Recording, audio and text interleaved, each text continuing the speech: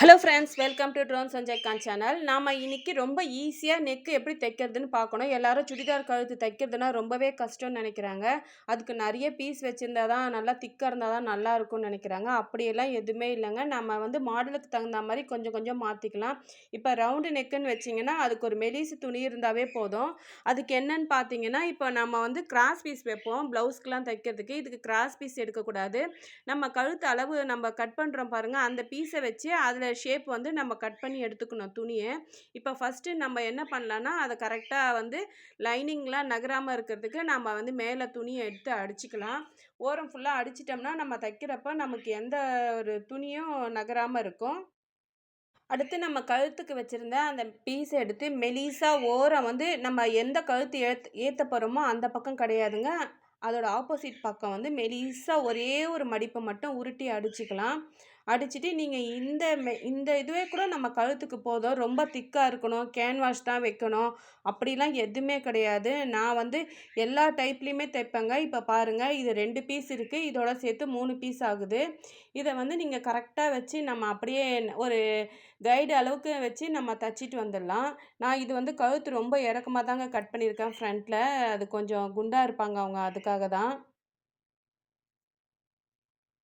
அவ்வளோதான், இப்போ தச்சாச்சு. இப்போ திருப்புறப்ப பார்த்தீங்கன்னா லைட்டாக பைப்பிங் வச்சு நம்ம திருப்பிக்கலாம். உள்ளே துணி ரொம்ப திக்காக இருந்தால் அடைக்கும், அந்த மாதிரி பிரச்சனைலாம் எதுவுமே இருக்காதுங்க. ரொம்பவே ஃபினிஷிங் அழகாக சூப்பராக வரும். நீங்கள் ட்ரை பண்ணி பாருங்கள். இந்த மாதிரி நீங்கள் புதுசாக டெய்லரிங் கற்றுக்கிறவங்களுக்கு தான் நான் சொல்லித்தரேன். ஏற்கனவே தெரிஞ்சவங்க உங்களுக்கு எல்லாமே தெரியும். நான் தெரியாதவங்களுக்கு தான் சொல்கிறேன். நீங்கள் என்னோடய வீடியோஸ்லாம் பார்த்து உங்களுக்கு பிடிச்சிருந்ததுன்னா அப்படியே லைக் பண்ணி ஒரு சப்ஸ்கிரைப் பண்ணி என்னை அப்படியே ஃபாலோவும் பண்ணிக்கோங்க. நான் அடுத்தடுத்து நிறைய இந்த மாதிரி குட்டி குட்டியாக சின்ன டிப்ஸ் உள்ள வீடியோஸாக நான் போடுறேன்.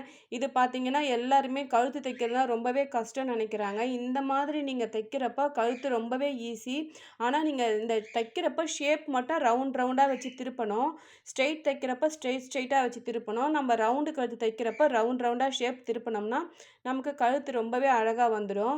இப்போ பார்த்தீங்கன்னா ஆல்ரெடி நம்ம கொஞ்சம் தான் இருக்கும் அடியில் துணி. இப்போ நாம் அதுக்கு மேலே ஒரு லேஸ் வேறு வைக்க போகிறோம். கைடு அளவுக்கு வச்சு கேப் வச்சு நான் தைக்க போகிறேன். அப்படி தைக்கிறப்ப பின்னாடி பக்கம் துணி நமக்கு சுத்தமாக வெளியவே வராதுங்க அது. நீங்கள் கேப் வைக்கிறப்ப கைடு அளவுக்கு கரெக்டாக வச்சுக்கோங்க. ஒரே டைம்க்கு அந்த கேப் கரெக்டாக இருந்ததுன்னா நமக்கு தைக்கிறதுக்கு ஈஸியாக இருக்கும்.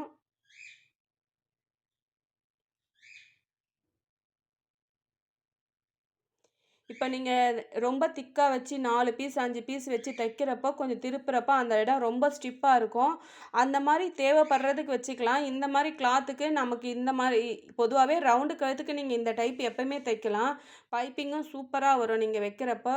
இது இதே நீங்கள் ப்ளவுஸுக்கும் ஃபாலோ பண்ணலாம். என்னென்னா ப்ளவுஸ் தைக்கிறப்போ நமக்கு ரவுண்டு ஷேப் அளவுக்கு அந்த துணி அளவுக்கு ஷேப் துணி கிடைக்காது. அப்போ ரொம்பவே கஷ்டமாக இருக்கும். இந்த வீடியோ பிடிச்சிருந்தா அப்படியே லைக் பண்ணி